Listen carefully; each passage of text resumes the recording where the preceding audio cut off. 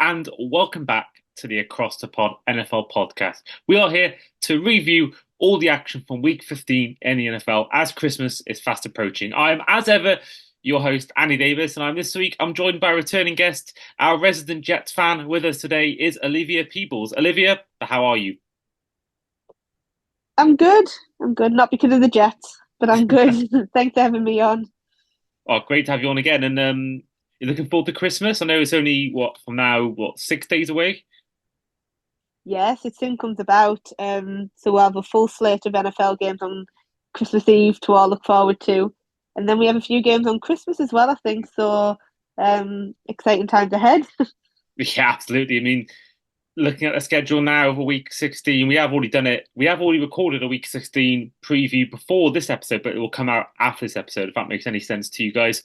But there is games on 9:30 p.m. on December the 23rd, after Saturday night. And then you've Mm, got 1 a.m. Bills against Chargers. And then, yeah, full slate of games on Boxing Day, or sorry, Christmas Eve, before you've got days on Christmas Day itself. You've got obviously the Patriots Broncos game rolls into Christmas Day.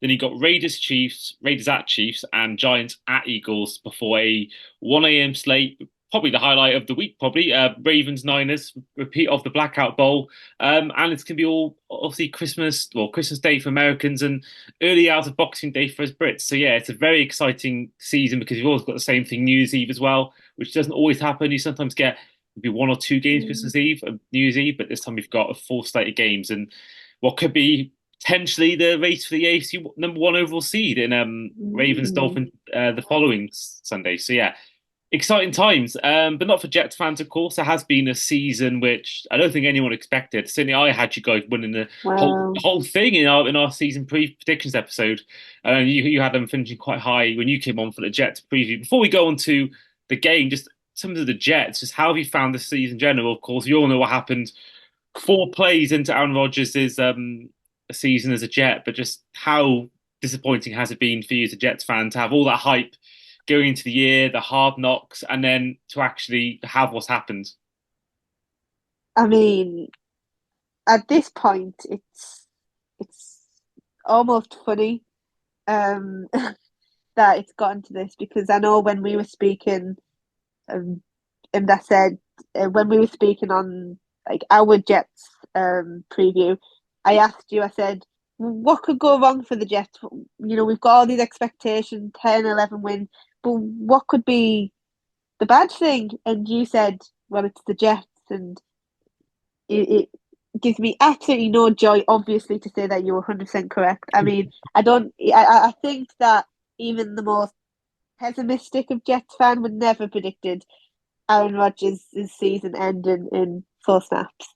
And I think, okay, it might be easier to say in hindsight, but that is when the season was ruined. And I mean, I think the past few games have showed that we weren't just an Aaron Rodgers away from the Super Bowl. There's plenty of cracks that have been papered over by just Aaron Rodgers' presence, which is the real concerning thing going into next year. But yeah, like you said, really disappointing.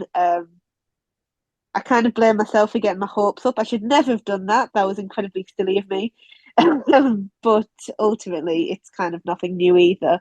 It's nothing we haven't dealt with before. Um, so yeah, this off season will be a little bit more depressing than usual, but it'll be really interesting to see how we come back from this. Now, what's your take on Robert Saleh? Because we all know the defense has been there, well, pretty much the whole time he's been there, has been pretty elite. And he does get a sort of a get out of jail free card because of the fact that Rodgers does have the injury 4 snaps in, and it's been bad quarterback play first time. But he was the one who was there along with Joe Douglas to draft Zach Wilson in the first place. So, do you think he's on any kind of hot seat, or do you think the fact that what happened to Aaron Rodgers at the start of the year that gives him some sort of leeway because it has been 3 losing seasons now? Yeah, so I think in the eyes of Woody Johnson, the owners of the Jets, if you didn't know, I think he will get a pass, and I'll be shocked if he isn't back next season along with Joe Douglas. However, I don't like to speak for all the fans because people have different opinions. I think definitely the opinion has changed on him this season, and the proof is in the pudding. 3 losing seasons, 13 seasons without the playoffs, the longest in American professional sports. And yeah, Aaron Rodgers went down. We've had a ton of injuries this season, but and don't get me wrong, the defense has been brilliant, as we expected. But there's just things that he just hasn't learned from. Our offensive play has been a joke, to put it nicely. And yeah, I know he isn't an offensive type of guy, and we got Hackett for that, which is a whole nother rant I can get into, but no one wants to hear that. He just made rookie mistakes, and he talks a great game, and he's liked, or was anyway. I think after the Dolphins game, I think we're starting to see the locker room turn. All speculation, of course, but the lack of belief in him it's really quite strong now, and um, I don't know where we go from here. I think possibly the Jets think that Aaron Rodgers will come and he'll turn it all around, and Robert Saleh will suddenly learn from his mistakes. But it's been 3 years, and if you're not going to learn now, when are you? And so personally, I've lost a lot of belief in him, which makes me really sad because I do like Robert Saleh. I do like him as a person. He was easy to root for, unlike Adam Gase was. But I do think it's time for the change, but I don't think it'll happen. I think he will return, and if he does, he'll have my support. But if it was up to me, he wouldn't be here next season. But yeah, it'll be an interesting one for non-Jets fans to watch out for as well. I think going into the off season, what happens with our coaching staff. Absolutely, because I think as well the fact that there's no guarantee Rodgers. I know he's had all Yeah. some sort of miracle comeback from injury, from the Achilles tear and all that, but there's no guarantee when he comes back he's going to be the same quarterback. We've seen sportsmen those times get these big Yeah. injuries, especially when he gets to their 30s and above, get these big injuries, and he's almost 40 now, and a lot of these people don't recover from these injuries. So there's not a guarantee, even if he does come back next, which I think he will do next season, whether he will actually be. Because Aaron Rodgers, his worst season as a Packer is actually statistically better than a lot of quarterbacks, certainly in Jets history. But at the same time, he is on the decline in his own terms, and you have to be worried that potentially he could come back and not be the same. He's albeit nice making recovery, and he's now got after the loss, he's gonna have what 6 7 months without playing now, and a lot of time to recover, which is great.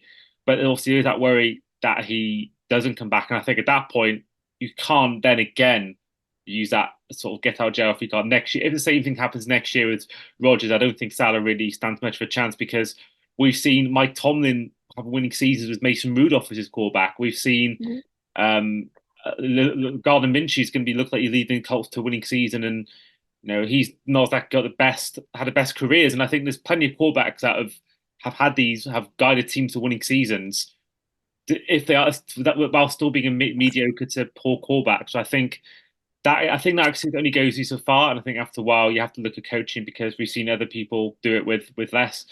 Shout out to Carl Shanahan with Jimmy Garoppolo. But when we Hmm. mentioned coach firings and potential coaching firings, one that did happen was Brandon Staley, who lost his job not long after their embarrassing loss to the Las Vegas Raiders, 63 points to 21. He's now tied. That's now tied for the seventh biggest amount of points scored by any team in NFL history in any game for the Raiders. I mean, a real contrast to the week before, where they only scored 3 points. They scored no points and only gave away 3 points in one of the worst games in recent history in the NFL. So that game, I mean, I don't know whether you watched it, Olivia, but just how much of a shock was that to see just how badly the Chargers got beat up by the Raiders? Yeah, that I mean, if you told us that would be the scoreline of a Raiders Chargers game in the off season, I don't think many people at all would have believed you. It's quite sad in a way to see how poorly the Chargers have done this year, but not surprising. I've never been a fan of Brandon Staley. I think they should have got rid of him in the off season, especially when the Chargers they were making all these big moves. They signed JC Jackson to a massive deal. Um, they were going for Khalil Mack, and they were trying to build something. I think that's a fair a fair point to make. There was this talk about this arms race in the AFC West. So to go into the season, and I think they've won 5 games all season, to get absolutely blown out by the Raiders, who have picked up recently, but still are not a good NFL team as of now. It's nothing short of embarrassing, and he had to go. I couldn't see a situation where he could have been kept on for the rest of the season. So personally, I'm really disappointed with the Chargers. I really, really like Justin Herbert, as a lot of people do. So it's just really disappointing uh, to see the state of the team. I think a lot of people are crediting the Chargers' job as being one of the most coveted going into the off season because of Justin Herbert. But around that, they're in cap hell. To be honest, there'll be a lot of movement that'll need to go on in that team. So it's just a case of where do they go now? And I know Mahomes has had somewhat of a down year, but the Chiefs they're still an excellent team. The Broncos have seemed to turn it around, and who knows what the Raiders will look like next season. So if I was a Chargers fan, I would be slightly worried about the future. I won't lie. You've always got that hope with Justin Herbert, but yeah, just definitely the most disappointing team for me this season. And second would be the Jets, but yeah, I think the Chargers, they should have done a hell of a lot better. And um, so yeah, it's a sad way for the season to be ending for them, I think. Yeah, and well, I mean, I had them as my team to underwhelm in our predictions, but I don't think Yeah. even I would have had them winning 5 games. I'd have had them maybe like a 6 or 7 or 8 win season. And I think you got to look at Justin Herbert. You have to feel sorry for him because to go from Anthony Lynn to Brandon Staley, he's had just so far some terrible head coaches, and this is why, in a way, I fear for him if they go and get Belichick, like people are saying, because I still believe he's the best head coach of all time. But he's a defensive coach, and Herbert needs a defensive-minded coach. And we've seen with Belichick in recent years how much the offenses will, how much he's neglected the offense really. So even when Brady was there, they hadn't drafted a single Pro Bowl wide receiver, I believe, ever in his time with the Patriots, or certainly not for a good while. And they consistently made bad draft picks after bad draft pick, with the Kill Harry being the most recent one with Brady, and then we've all seen what's happened since Brady's left. So I think whilst the name obviously it's there, Belichick would obviously, I think he would get them to a lot more wins than 5. I just think that for Herbert, he needs someone who's more offensive minded. I think that's why I thought originally Kellen Mond. That's why he was brought in to maybe Mm. be a replacement for that. But he's not taken up the interim position, which makes you wonder: does he want to be a head coach? And it's all I think. I think for Herbert, he needs an offensive coach because I think that for his potential, we've seen with Tua's. I know I'm not. I'm still maybe one of his biggest critics, but he's improved as an offensive coach. We've seen Josh Allen improve when he's had weapons, and these quarterbacks they need someone an offensive-minded coach in order to progress. And I think not everyone can do a Brady and have a defensive coach and still perform. So I do fear for the Chargers and Herbert, especially if they go for Belichick or someone who is defensive-minded, because that's potentially not that's going to be once again an impact on Herbert's development. And I think they have to be worried about the rest of the year and certainly the rest of the next 3 4 years and Herbert's development. But moving on to Saturday's slate of games, 3 games that happened that day. 2 of them were quite one-sided. The Colts beat the Steelers 30 points to 13, and the Lions beat the Broncos 42 to 17. But there was a game that caught my eye and a lot of people's eyes. I'd probably say the game of the week, unless I've missed one out. Vikings taking on the Bengals in Cincinnati. It was a win for the Bengals in overtime by 27 points, 24. But it doesn't tell the rest of the story. Cincinnati scored 21 points in the fourth quarter to take it to overtime. They were 23 down at the start of the fourth quarter. And I think one of the, if not the highlight play of the year from T. Higgins to make that catch, which if you haven't watched it yet, go on YouTube, check it out, or go on your socials, because it's for me the best catch I've seen. I think it's better than Jefferson's, and I say it's the best I've seen since Odell Beckham's all those years ago for the Giants. And for me, the way he first of all brings the ball down first of all, but then to stretch his arm out and get it into the end zone, I thought was just one of the I think play of the year. And it moves Bengals on to 8-6. Still a chance of winning the division. Jake Browning has had two of his last three games over 300 yards passing, and his last five games, last three games, he's had five touchdowns and two picks. So the Bengals seem to be rolling without Joe Burrow, and it makes for a tight AFC picture. Do you think the Bengals could make the playoffs? Yeah, what a game. And I think that game kind of summed up the state of the NFL this season. It's definitely not been um, the quarterback's year because obviously Kirk Cousins went down early on. Burrow was ruled out about a month ago. So it's a really interesting matchup, even without the starting quarterback. But yeah, I pre their Super Bowl season, I was very critical of Zach Taylor. I thought that off season before they went to the Super Bowl, he should have been fired. Um, but I'll be very vocal as I much as I was with the disrespect. Um, he's proved himself to be a great coach, especially with Bo going down. Um, they keep grinding out those wins, and that's what you've got to do if you want playoff football. And briefly going back to the Jets, when you see these teams and they do manage to get those wins, um, while suffering all these injuries, it just makes you so defeated that your team can't do that. But yeah, all praise to them. Uh, I think they'll definitely get a wild card spot. I do think the Ravens are just too strong in that division, which, you know, it has proved to be a very competitive division. A very interesting one of that as well, even with all the injuries. So I do think they'll get a wild card spot and I think they'll absolutely deserve it. Do I think they'll make a deep push? Probably not. Obviously, it depends who they get in the playoffs, and the matchups there. But I think if they do get to the playoffs with everything in context, it's been a good season for them. I will say I'll be surprised to see T. Higgins as a Bengal next year. I don't know how they'd make that work with the cap space, and obviously they'll have to pay Chase soon.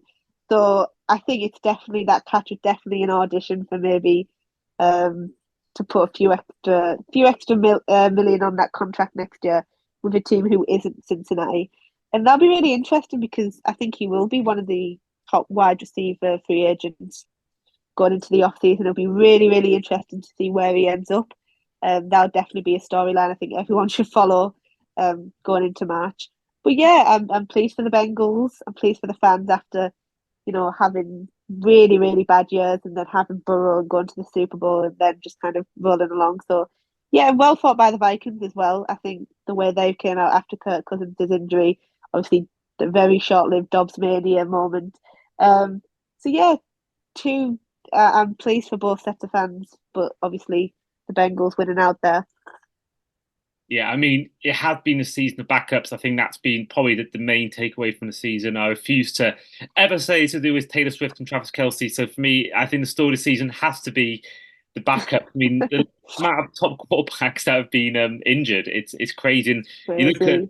the two standout ones, probably are Drake Browning, Gardner Minshew, and right now they're both well in the playoff hunt. But I want to talk about this because as you probably think as well as me, but particularly me, the Bills worry me massively. We'll get onto that game later on, but they're looking like right now maybe the best team in the AFC, and I just want to talk about this because the schedule for these teams in the hunt is pretty favourable to Buffalo because I'm going to talk through the Bengals. So if I get their schedule up, so their last three games, they've all got to play each other. So the Bengals have got the Browns, and they've got the Browns who are also involved in the hunt. Mm. The the Texans have the Browns and the Colts. The Colts obviously have the Texans, but they also have play the Raiders and the Falcons, and the Browns have got to play you guys as well as the Texans and the Bengals. So it seems like a lot of these teams that are in this hunt, as well as Buffalo and Denver, seem to be all playing each other. So that's really no help to ourselves because I think the last thing teams will want, especially with Bills being, potentially a seventh or sixth seed if they do get in, the last thing you want to do is play them right now. And I do fear for ourselves about the division as well. But yeah, I just got to hope that these teams can get enough wins to keep the Bills out. Um, but moving on to the rest of the Sunday slate. Now, I've been an apology in advance to everyone listening. Now, this hasn't happened to me since the COVID year, but I fell asleep about the start of the second slate of the NFL games, and I missed the entire lot of second games on from the nine onwards. So apologies to those. I had to resort to highlights for these games, but looking at the 6 p.m. slate, it was a win for the Browns, a dramatic win over the Bears by 20 points to 17. Baker Mayfield became the first ever visiting quarterback to post a perfect passer rating in Lambeau Field as the Buccaneers beat the Packers 34 to 20. The Texans beat the Titans 19 to 16 in overtime, and the Chiefs did beat the Patriots 27 to 17, as well as the Giants losing 24 to 6 to the Saints, and the Panthers getting their second win of the year with a horrible 9-7 win over the Falcons. But of course, the reason you are here is to review the Jets against the Dolphins, 30 points to 0, our first shutout of the year. Um, yeah, I mean, from everything talked about before, just how disappointing was it for a game that did officially eliminate you from the playoffs? Just how much of a disappointment was this performance for you? Yeah, I think mentally we'd been eliminated for the playoffs probably around about the first Miami game. I think that's when we kind of knew it was done. Um, yeah, I mean, it was very disappointing. There's not really much you can say from the Jet side. Um, it's the same old story that we've heard previously, just injuries, bad play, poor coaching, outcoached, out efforted. I think that's what DJ Reed said. Um, and it just shows kind of the stark difference between the two teams. And praise to Miami, of course. Um, they came and played without Tyreek Hill, um, arguably MVP. And they came and they turned up and they took care of business. Um, and they did what they had to do. So yeah, it was really disappointing from the Jets, but like I said, it's nothing we've not seen, and it's really disappointing. Like even without Rodgers, and to be honest, since we played the Patriots back in late September, not much of this has been on Zach Wilson, who was obviously under a lot of fire um, last season, rightly so, and even times of this season he's not been great. And I know he didn't finish the game; he had a head injury, unsurprisingly, after all the pressure that he faced from Miami. It's just been a case of incompetence, just really poor coaching, just completely let a lot of the players down on both offense, defense, even special teams. Like special teams has been unbelievable for the Jets this season, which says it all. It really does. And yeah, and I can't sit here and say I'm not jealous of Miami. I think they'll win the AFC East. I'm very confident of that. And I think I said in your preview show that if as long as Tua stays healthy, Miami will be a good team, and that's just been proven. Um, yeah, it's really good season for Miami. It'll be interesting to see how they do in the playoffs. Obviously, we've had a few question marks, not by myself, but about Miami when they play good teams. So it'll be interesting to see how they respond to that in the playoffs. Again, really depends on who they'll face up with, um, and whether they can handle the pressure. But you can say that about any team. So yeah, it summed up both teams' seasons, I think. And yeah, if I was a Miami fan, I'd be really confident going into the last few games of the season, going into the playoffs, even at the shot of the Super Bowl. Like this season's just so unpredictable with all the injuries, all the quarterbacks going down. So yeah, it pains me to say, but I've got to be honest. Fair play, Miami. And it'll be interesting to see how he's get on from here. Yeah, I mean, it was great seeing he most only got 42 yards, but got two touchdowns. We did make him the most touchdowns in any season in Dolphins history, which is an amazing achievement. I think Ricky Williams was the previous holder. Good to see Jalen Waddle have a good game because he struggled a lot with injury this year, but 142 yards, one touchdown. I mean, a brilliant throw from Tua, but I don't yet think the AFC East is completely wrapped up because we're only 2 wins ahead of them. We've still got to play the Cowboys and the Ravens before them playing the Bills. And I said it before in our last episode that that is on my birthday, the final Sunday of the season. And if I have to go through Liverpool, Arsenal, and also Bills, Dolphins on the same day, which both could be very big games, I don't know how I'm going to take that. But I think that's my worry because the Bills got to play the Chargers, who I'm hoping will get a new sort of get a little bit of a bounce from not having Stady there, new coaching ideas. But they've got to play the Patriots after that. I know the Patriots beat them, but I can't see them beating them again. And then so it could Mm. go down to even if we beat the Ravens and the Cowboys, we could still go into that game, lose it, and finish second. So it's a worry for me, and I think that I think the Cowboys game will be a bit of an asterisk if we do beat them because the Cowboys are they're basically the NFC version of us. They can't beat good teams either most of the time. They beat the Eagles, but that's about it.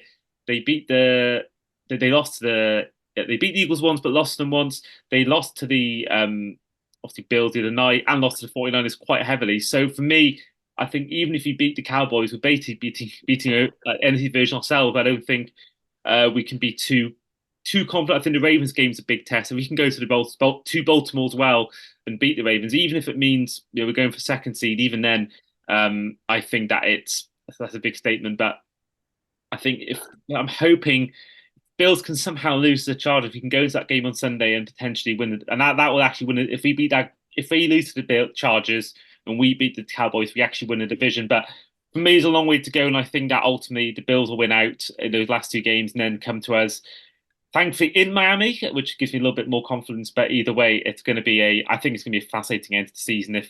And I think everyone looks at that last three games, going, "Oh, the Bills are going to lose to the Chiefs, they're going to lose to the Eagles, they're going to lose to the Cowboys." They've won two of the three, and that's big for them. If they can make the playoffs, they can sneak in, which is why I'm worried about them. Because right now, it would be them against us if they were to get the seventh seed. Yeah, that's a big worry because they look really really hot right now. And yeah, I think for us, I think we've got to answer that narrative at some point. Hopefully, in the playoffs, we can answer that narrative about beating good teams because right now, every big game too has collapsed. I mean, look at the game in Germany; he wasn't great. He wasn't. He was okay against the Eagles. Wasn't great against the Bills in Buffalo. Wasn't great in a Titans loss. There's been a few games where, and the Titans won you click it without Tyreek Hill. I think it's a slight concern for me going into the rest of the year that we can't get done against these good teams who seem to run out of ideas.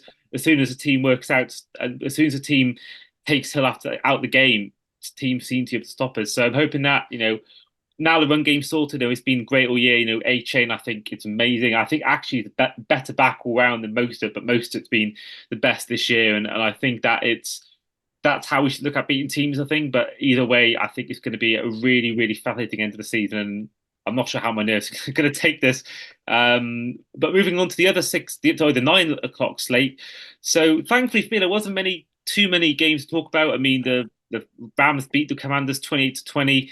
The 49ers thrashed the Cardinals 45-29.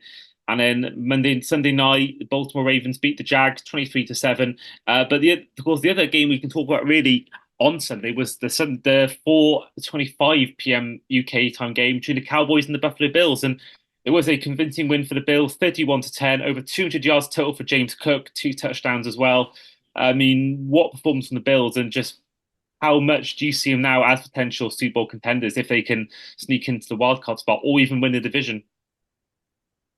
Yeah, I've been quite impressed by them. I think coming off that disastrous bye week where they had stories about the team, it was just really bad vibes. It seemed from an outsider point of view, but they've just seemed to kind of get a grip, and they look like the Bills of old of the past few seasons. So yeah, I'm mildly surprised. I always thought that they would get into the playoffs, but beating the Chiefs, I know there was some controversy about that controversy, which I'm not sure how much of it is warranted or not, but that's another debate altogether. Beating the Cowboys as well. No, they were not easy games, and they showed up. And I know a lot of talk going about around them saying that you, they're the team you don't want to face in January, and I totally understand that. Definitely see that perspective. But I think with the Bills, it's what team turns up on the day, and they've had a rough patch in the season. They seem to come out of that. Can they keep the momentum going? Um, do I think they'll be Super Bowl winners? No, I do think that the 49ers even the Eagles, I know they're going through a bit of um, a tricky time at the moment. I think they would be beaten by them, possibly the Cowboys in a rematch. So yeah, I definitely think that um, they'll be a team you want to avoid in the playoffs. Um, do I think they're invincible? No, but when you've got Josh Allen and you've got Stephon Diggs, Sean McDermott's a great coach. The elements of that defense can be scary when they're on it. They've always got a chance, and I would really, really love to see a Bills Dolphins game in the playoffs. I think there'd I, just be so much, oh, so much. I know you wouldn't, I would hate that but there'd so be much. so many stories going on there. Like you mentioned, Tua, can he do it against really high pressure situation? Josh Allen, can he do it in a really high pressure situation? At times he has, at times he hasn't. Can they keep this momentum going? It would just be a really, really fun game to watch, I think. Especially as they play each other, um, very soon afterwards. So yeah, definitely one to watch. I think that goes without saying, but I think they'll just fall short. Hopefully, anyway. Well, my fingers and my toes are all crossed that they don't make it because I do feel. I think I think if they can get in, I want Pittsburgh in the playoffs, but I think that Yeah, won't happen absolutely. now. I think I don't. And I think obviously they're in that for a reason. I think that the Colts defense especially would cause us problems. CJ Stroud would cause us problems if he was healthy enough. But I think look at the Browns as well. That defense is electric and their run game is pretty good. But I think for me personally, I've never seen us win a playoff game. I've never seen us win a division in No. the 12 years being a fan. So for me, just making the playoffs for the third time in my lifetime we make the playoffs. As long as we can make it get a win, that's progress. But I do feel like right now we're in a window where we have to try and win out because Tyreek Hill says he's going to retire in 2025. I don't think we'll be as long as two is there, and all that, I don't think we'll be that bad for years where we'll be getting the top seed and sorry, the top draft picks. I think we could be in a position where we've seen how we perform without Tyreek Hill. We could be a team that could be trapped by being an 8-win team every year, or 9-win, 10-win, maybe a wild card loss. And I think that we have to try and win now. So yeah, I think that's obviously the ultimate goal. But at the same time, I'm fully aware that there are better teams. I think the Niners, Eagles, Cowboys. I still think the Chiefs are a better team than us all round. So for me, yeah, it should be an exciting time. I'm looking forward to the playoffs. Now our final game happened last night. The Philadelphia Eagles lost 20-17 to Seattle Seahawks and backup quarterback Drew Lock. It was a late touchdown pass from him to Jackson Smith and Jigba to seal the game. With Drew Lock having the most yards in the game with 208. Kenneth Walker leading the game rushing wise with 86 yards, and DK Metcalf receiving wise leading the game with 78 yards. Seahawks completely dominating the stat line.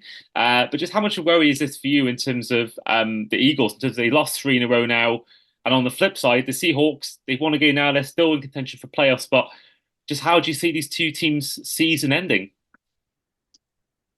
Yeah, Philadelphia really entering tricky time, aren't they? I think with the obviously Super Bowl loss to the Chiefs, some predicted that there'd be a bit of a hangover, but then they had that amazing draft in April, and the hype started building back up again, and then obviously they backed it up beginning of the year going undefeated, and then with a few unconvincing wins, I will say, because going into the Jets game where obviously they lost that winning streak somehow. There was a few question marks, but they were winning, so everything was okay. And then came into the Jets game, and honestly, our defense dominated them. I know, they really, really gave Philadelphia a hard time. But then they bounced back from that, and NFL anyone can beat anyone. We know that, so they bounced back and think, okay, it's just an off day. They'll probably be NFC the number one seed between them and the 49ers. But then as soon as they actually played the 49ers, and I think it was Bosa who said they had a blueprint to how to stop Hurts. Uh, they've kind of they've obviously fell off, and which is, to me, it is a little bit surprising. I didn't think they would be as good as last season per se. So I was when they, when they had that really really hot start, I was a bit, oh okay, they definitely have improved. But now it just seems that they're coming a little bit unstuck. I've seen a lot of criticism about Jalen Hurts over the past week or so, even more so last night, and you can totally see that.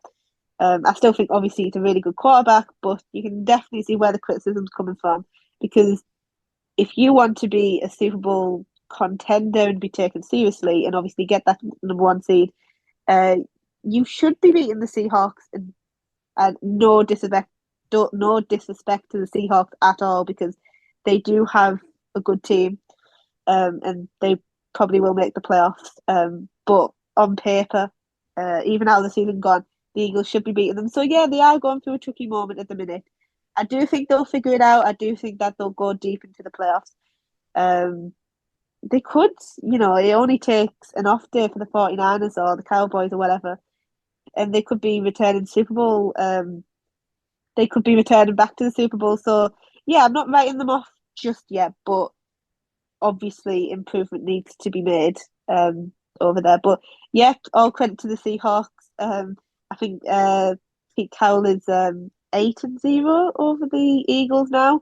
So he's never been beaten by them. I know that much. Drew Lock has probably played himself into a starting role in a NFC South team with that performance. It really is the year of the backup, which has produced some amazing stories. Don't get me wrong. Um, so yeah, I mean, I'm pleased for him. I'm always pleased when a backup goes out and does well. Surprise result, yes. But yeah, I don't think they'll be Super Bowl contenders, but to get to the playoffs, I think can only be a positive for them. I think next year, maybe going into the draft, we'll probably maybe see some chatter about drafting a quarterback. I think that's what they need to do. And don't get me wrong, I love the Geno redemption arc, but I think they need to start thinking a little bit longer term now and how they're going to build this team. And I think that will involve them drafting a QB, possibly round two if they've still got that pick. I think they do. If not, even potentially round one. So yeah, definitely a team to keep an eye out in the off season again. But yeah, all credit to them. Yeah, I think with the Eagles, it's a worry for me because we talk about the Bills hitting form at the right time. The Eagles are hitting bad form at the wrong time. And I think that Mm. right now they're not even winning the division, but I think their last few games it's like the Cardinals and the Giants twice. So they've got really easy. I think that could help them get back to form. But right now, their current form, I can see the Buccaneers beating them on their day. I don't think the Vikings would. I think the Rams could beat them on their day, and we've seen the Seahawks do it. So I think they've got to be a bit concerned about potentially being one and done in playoffs, or certainly I think right now against the Niners, I think they get easily beat, especially with the Niners will be eager for revenge from last year. So yeah, I think means Niners all the way. I don't think anyone else really stands a chance to beat them at the moment. But before we go, we've got about a minute left. But quickly for you, Olivia, who would get your MVP vote if you were making the votes? Ooh, that is a tricky one because, like I said, not the other quarterback. Honestly, Christian McCaffrey, I think he's been an absolute revelation. Um, Between him and Tyreek Hill, pains me to say. But for me, it'd be Christian McCaffrey. Do I think he'll win? No, I just cannot see it not going to a quarterback. But that's just the way kind of these things work now. But for me, McCaffrey, I wouldn't complain if it was Garrett, Hill, um, anyone kind of who's been in that conversation. It'd be nice to see an on quarterback MVP, I think. And then quickly, who's making a Super Bowl? Which two teams are going to win the AFC and NFC? The Baltimore Ravens, I think they're the strongest AFC team, and I think they'll continue that, and I think they'll win. And NFC, I think it'll be the 49ers, and I think they'll fall short just at the last hurdle.